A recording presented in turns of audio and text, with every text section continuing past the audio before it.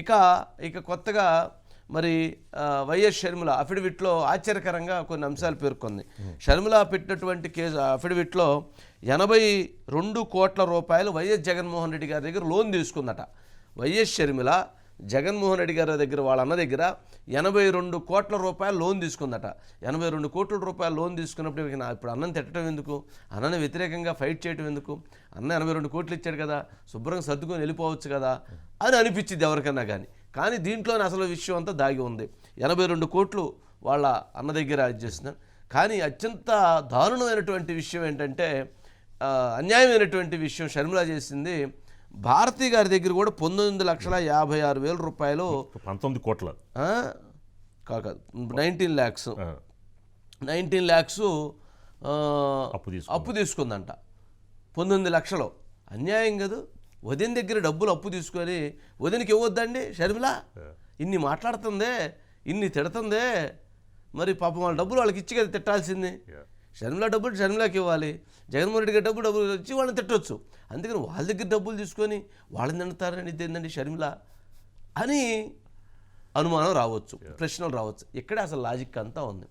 ఏంటి అని అంటే, ఇక్కడెక్కడా కూడా ఏదైతే రాజశేఖర రెడ్డి గారు ఉన్నప్పుడు 2004 నుంచి 2009 వరకు సంపాదించినటువంటి ఆస్తుల్లో ఎక్కడా కూడా షర్మిలకి వాటాలు ఉన్నట్టుగా తన అఫిడవిట్లో పేర్కొనలేదు. అప్పుడే ఇందిరా టెలివిజన్ పెట్టారు. మరి ఇందిరా టెలివిజన్లో షర్మిలకి వాటాలు ఉండాలి.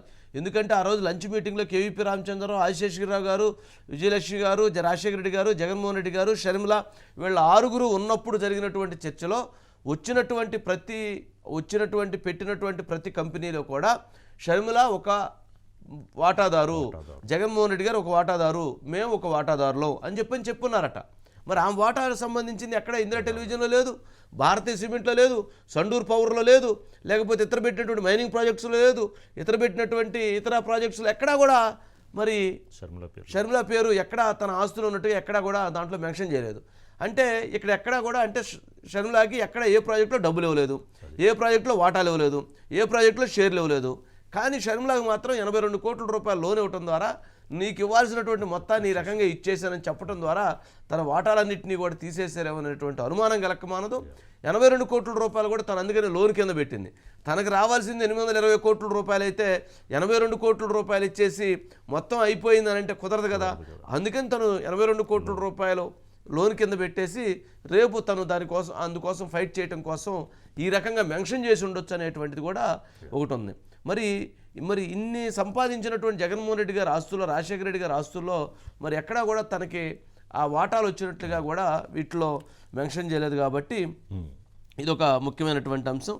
సరే 20 లక్షల రూపాయలు సరే అన్నా చెల్లెళ్ళు వాళ్ళిద్దరు ఇచ్చుకుంటారో తిట్టుకుంటారో వాళ్ళిద్దరు ఇష్టం అండి. ఎవరైనా కానీ మరి వదినది డబ్బులు వదినకి ఇవ్వాల్సిందే కదా.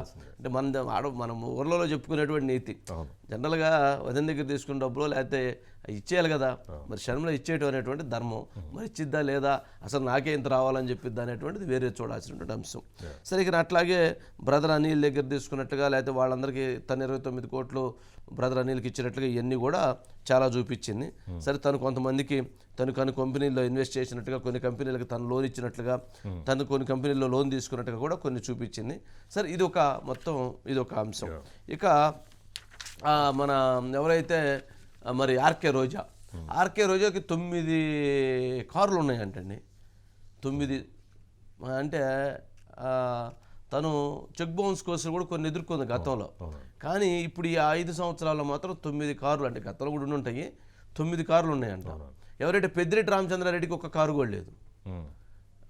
పెద్దిరెడ్డి రామచంద్రారెడ్డికి ఒక కారు కూడా లేదు, ఆయన పేరు మీద లేదు. ఆయనకి ఉంది వేల కోట్లు ఉంటాయి.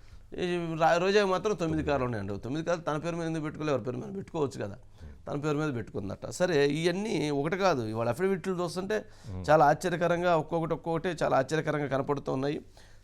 సరే చూడాల్సిన అంశం. సురేష్ గారు ఏమైనా ఉన్నారు దీంట్లో? సురేష్ గారు ఇంకా రాలేదంట. సరే ఓకే, ఇది వచ్చారా? పవన్ కళ్యాణ్ గారు స్పీచ్ స్టార్ట్ అయిందా? Right, next